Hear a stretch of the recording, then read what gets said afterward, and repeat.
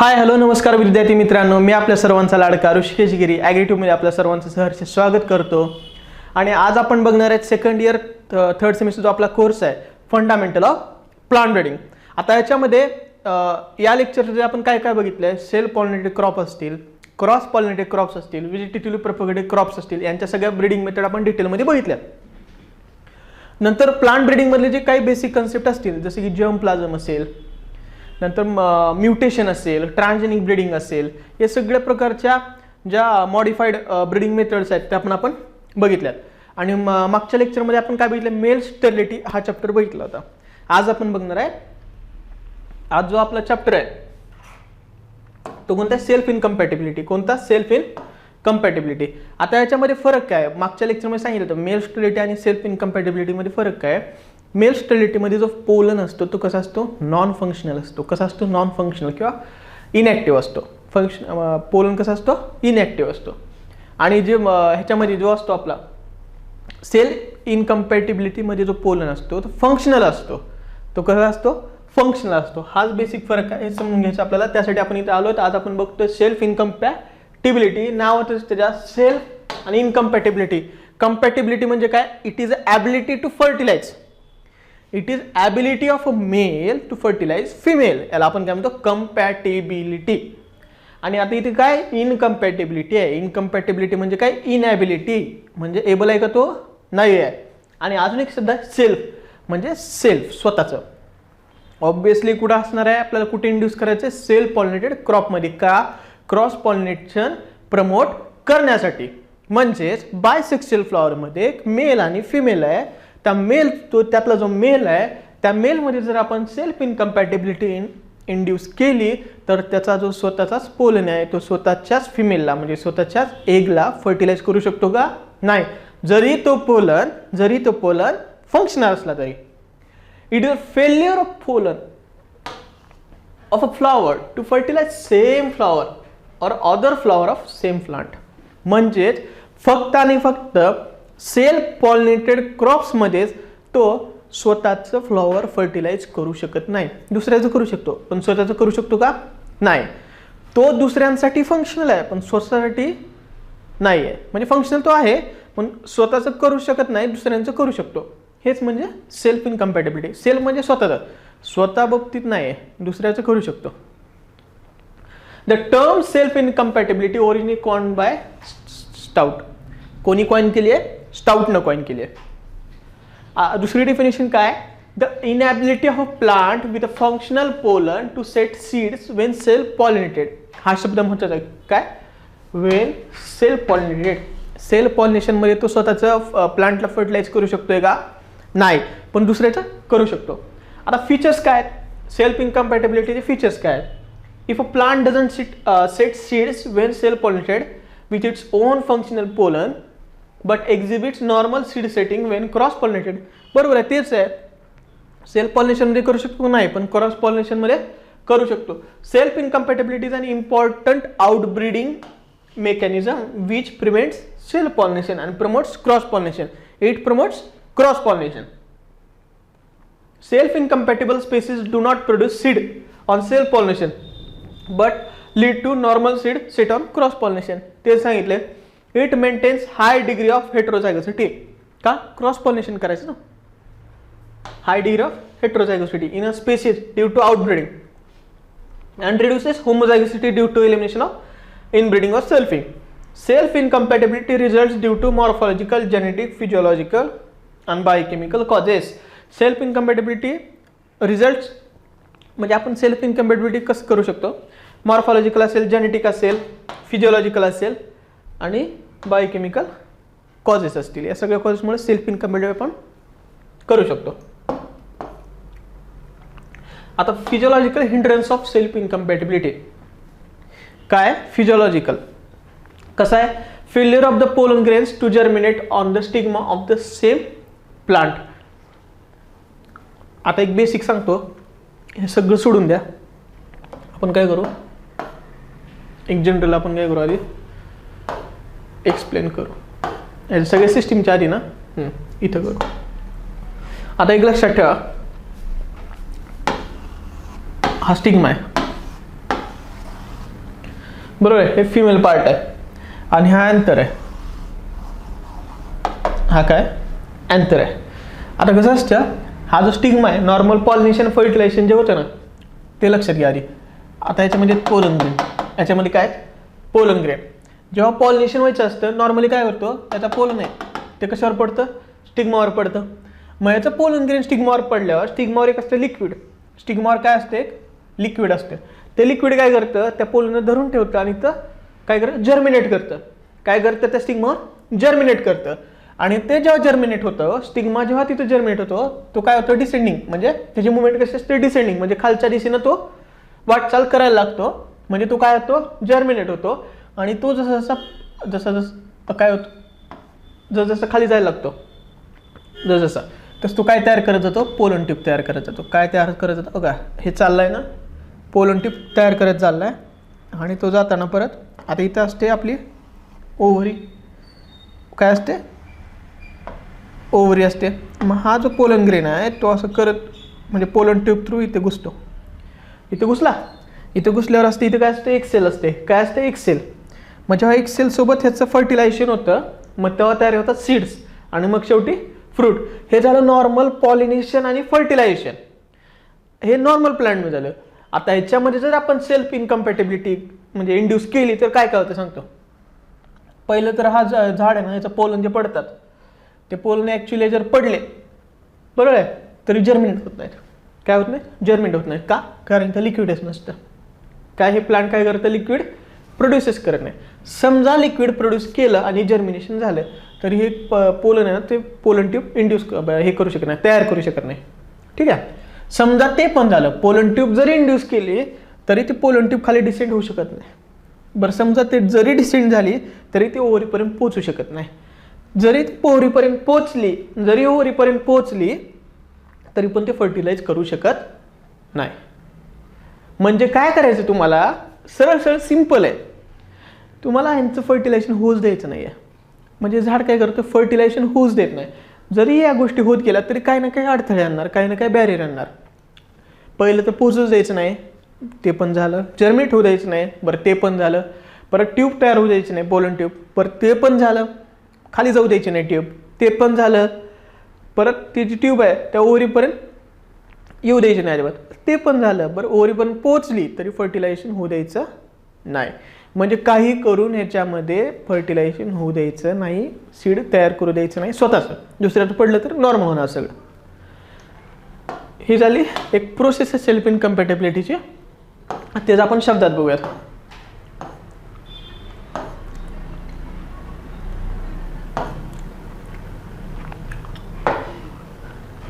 Failure of the pollen grain to germinate on the stigma of the same plant. जे सगळ्यात पहिली step.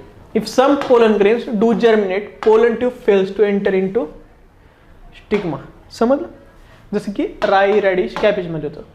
If the pollen tube enters in to the style but they grow too slowly to effect fertilisation before the flower crops. म्हणजे flower आधी drop होऊन जातं. Sometimes fertilisation is effected but embryo degenerate at a very early stage. काही होऊच द्यायचं नाही. Self incompatibility appears to be biochemical reaction but precise nature of this reaction is not clearly understood. The genetic control of incompatibility reaction is relatively simple and governed by multiple alleles of a single genes. एका जीनचे जे multiple आलेले आहेत ते multiple आलेल काय करतात, control करतात. काय, सेल्फ इनकम्पॅटिबिलिटी. ते मोनोजेनिक होते. मेयर स्टॅबिलिटी कशी मोनोजेनिक आहे, रिसेसिव्ह जीन आहे, सिंगल जीन. हे कसं आहे, एका जीनचे मल्टिपल आलेल्स आहेत. समजलं, सिंपल आहे. तुम्ही शब्द जर लिहिलं तिथपर्यंत येऊ देतं, तिथून नाही येऊ देत, परत ती पोलन ट्यूब झालं, सगळं एकदम सिंपल आहे. तुम्हाला पोहोचू द्यायचं नाही. एम लक्षात ठेवायचं. Importance of self incompatibility in plant breeding. आता इम्पॉर्टन्स काय आहे, self incompatibility effectively prevent the self pollination and as a result it has following application in plant breeding. आता application काय, in self incompatible species it is necessary to plant to cross compatible varieties to ensure fruitfulness. बरोबर. मग या प्लांटचं काय करायचं, तुम्हाला fertile plant जे आहे आपले नॉर्मल प्लांट त्यांच्यासोबत क्रॉस करायचं आणि बघायचं फळं लागतात का दुसऱ्या क्रॉपसोबत. नाहीतर ते फेल्युअर होऊ शकतं. Self incompatibility may be used in hybrid seed production. Okay. For hybrid seed production, two self incompatible but cross compatible lines are to be interplanted and seed obtained from both lines would be used as hybrid seed. Okay.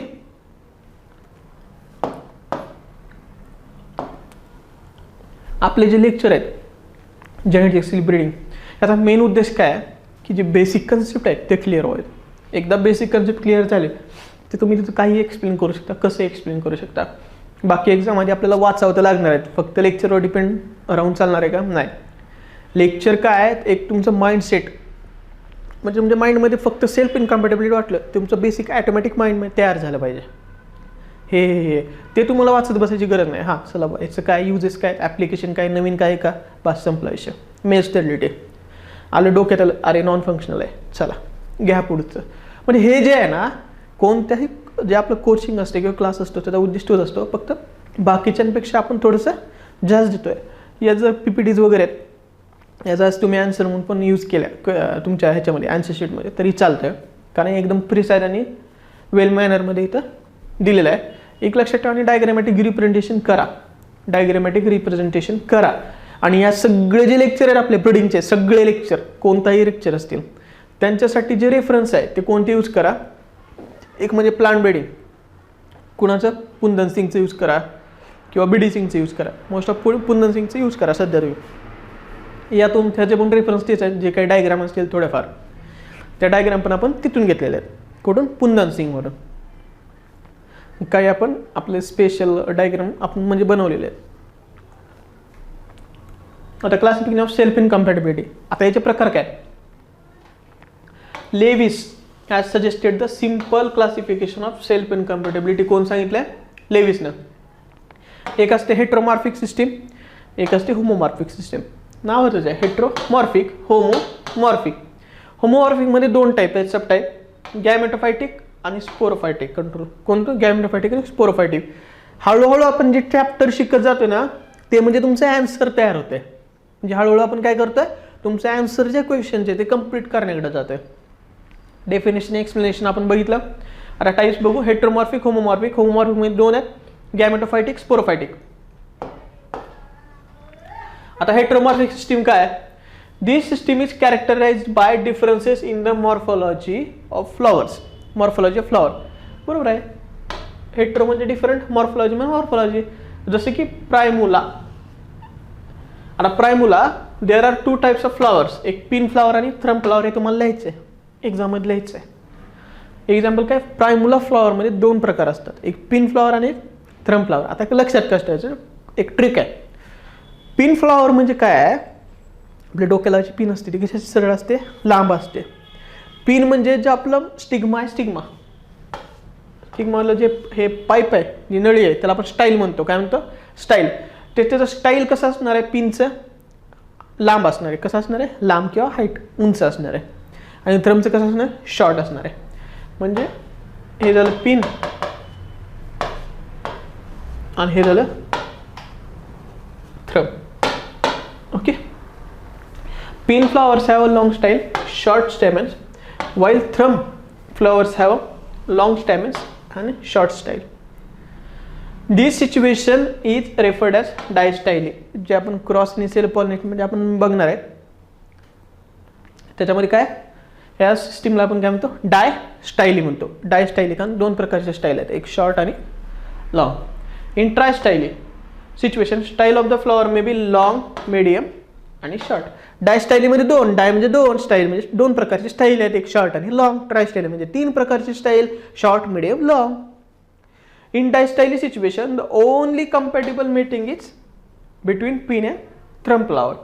डायस्टाईलीमध्ये pin and thrum flower म्हणजे normal आपण काय करू शकतो, cross करू शकतो. त्यामुळं तिथली meeting आहे ती कशी कंपॅटिबल मीटिंग आहे. कशी मीटिंग आहे? कंपॅटिबल.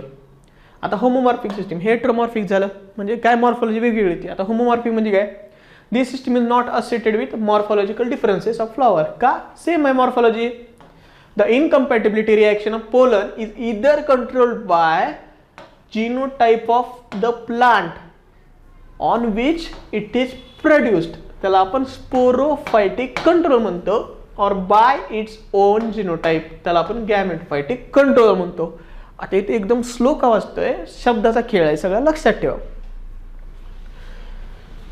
ह्याच्यामध्ये काय आहे, द इनकम्पॅटिबिलिटी रिॲक्शन, काय रिॲक्शन आहे ऑफ पोलन, रिॲक्शन कुठे ते स्टिग्मावर येते, इज इदर कंट्रोल्ड बाय, कशाने कंट्रोल होते, एकतर जिनोटाइप ऑफ द प्लांट, त्या प्लांटचा जो जिनोटाइप आहे, ज्या प्लांटवर हे असे पोलन तयार होतात, बरोबर आहे. म्हणजे पोलन प्रोड्युसिंग प्लांट, म्हणजेच त्याला आपण काय म्हणतो, sporophytic control, sporophytic, or by its own genotype, किंवा त्याचा स्वतःचा जे पोलन आहे ना, पोलन त्याचा स्वतःच्या जिनोटाइपने जर कंट्रोल होत असेल त्याला आपण काय म्हणतो, गॅमेटोफायटिक. कारण जे पोलनलाच आपण काय म्हणतो, गॅमेट्स म्हणतो. पोलन प्रोड्युसिंग प्लांट जर कंट्रोल करत असेल, पोलन प्रोड्युसिंग प्लांट चे जिनोटाइप जर कंट्रोल करत असतील त्याला आपण स्पोरोफायटिक म्हणतो. फायटिक म्हणजे झाड झालं. सिंपल आहे, ट्रिक लक्षात ठेवा. हे स्पोरो म्हणजे पोलन प्रोड्युसिंग, फायटिक म्हणजे प्लांट, एवढं लक्षात ठेवा. आणि गॅमेटोफायटिक म्हणजे काय अजून सांगतो, गॅमेट्स काय असतात, पोलन, म्हणजे स्वतः त्या पोलनचा जिनोटाइप जर तुमची सेल्फ इनकम्पॅटिबिलिटी कंट्रोल करत असेल तर त्याला आपण गॅमेटोफायटिक कंट्रोल म्हणतो. आणि जर तुमची सेल्फ इनकम्पॅटिबिलिटी तो पोलन प्रोड्युसिंग प्लांटचा जिनोटाइप जर कंट्रोल करत असेल तर त्याला आपण काय म्हणतो, स्पोरोफायटिक कंट्रोल म्हणतो. सिंपल आहे, सोपं आहे, एकदम तोडून फोडून सांगितलंय. आता गॅमेटोफायटिक कंट्रोल म्हणजे काय, गॅमेटोफायटिक कंट्रोल म्हणजे काय, this system was first discovered by Eastern Mangelsdorf. कोण, ईस्टर्न मँगल्सडॉर्फ इन निकोशियाना सॅन्ड्री, तंबाखू, टोबॅको. इन दिस सिस्टीम, खायचे नाही अजिबात. In this system, the incompatibility reaction of pollen is determined by its own genotype. जे आता सांगितलं तेच आहे. This form of self incompatibility is more common. कोणती, गॅमेटोफायटिक more common आहे than sporophytic self incompatibility system. It occurs in nearly 1/2 of the families of angiosperm, including the Solanaceae काय vegetative propagated crops आहेत जास्त, जसे की पोटॅटोज असतील, tobacco असेल, sugar beet असतील, lilies, rose, many grasses. Self incompatibility reaction is controlled by single gene. Yes, त्याचे multiple allele असतात, जीन एकच आहे पण अलील्स मल्टिपल आहेत, S1 S2 S3 काय असेल ते असेल. हे जे पॉइंटर नाही तुमच्या जे आपलं आन्सर शीट आहे त्याच्यामध्ये आले पाहिजे. लिमिटेशन काय आहेत, आता सेल्फ इनकम्पॅटिबिलिटी लिमिटेशन्स काय आहेत, production and maintenance of inbreed lines by hand pollination is tedious and costly. म्हणजे आता तुम्ही हे करत बसायचं म्हणलं की टेडियस आहे, कॉस्टली आहे, लेबरियस आहे. सेल्फ इनकम्पॅटिबिलिटी डायरेक्टली यूज करा हायब्रिड सीड प्रोडक्शनसाठी. Continue selfing by any means leads to inbreeding depression in self incompatibility, बरोबर आहे. Self incompatibility is affected by environmental factor, जसं की टेम्परेचर असेल आणि humidity. Temperature change, self incompatibility जो pollen आहे त्याची ॲबिलिटी वाढते. Incompatibility is reduced or broken down at high temperature and humidity. High temperature आणि ह्युमिडिटीला तुम्ही ते सेल्फ इनकम्पॅटिबिलिटी ब्रोकन करू शकता, ब्रेक करू शकता. Hybrid seed produced under unfavourable conditions using self incompatibility may contain high proportion of sib crossed seed which is not desirable. However high temperature and humidity are favourable for maintenance of parental lines. Parental line maintain करण्यासाठी ही जी condition हाय temperature आणि हाय humidity हे कसं आहे, favourable आहे. Okay, हा जो chapter आहे सेल्फ इनकम्पॅटिबिलिटी, याच्यामध्ये एवढंच लक्षात ठेवा, इथे जो पोलन असतो फंक्शन असतो, फक्त त्याला आपल्याला काय करायचं आहे, फर्टिलाइज होऊ द्यायचं नाही आहे किंवा एम्ब्रिओ सेट होऊ द्यायचा नाही आहे. त्याचे प्रकार आहेत हेटेरोमॉर्फिक, होमोमॉर्फिक. हेटेरोमॉर्फिक म्हणजे त्यांचे पिन आणि थ्रम लक्षात ठेवा. होमोमॉर्फिकमध्ये एवढंच लक्षात ठेवायचं, दोन प्रकार असतात, स्पोरोफायटिक आणि गॅमेटोफायटिक. स्पोरोफायटिक म्हणजे काय, जर त्याचं जे पोलन प्रोड्युसिंग प्लांट आहे त्या पोलन प्रोड्युसिंग प्लांटचा जो जिनोटाइप आहे जर ते सेल्फ इनकम्पॅटिबिलिटी तुमचं गव्हर्न करत असेल, कंट्रोल करत असेल, त्याला आपण म्हणतो स्पोरोफायटिक सेल्फ इनकम्पॅटिबिलिटी. आणि गॅमेटोफायटिक सेल्फ इनकम्पॅटिबिलिटी म्हणजे काय, जे तुमचं पोलन आहे ते पोलन जर तुमची सेल्फ इनकम्पॅटिबिलिटी कंट्रोल करत असेल तर त्याला आपण काय म्हणतो, gametophytic self incompatibility. Okay, thank you.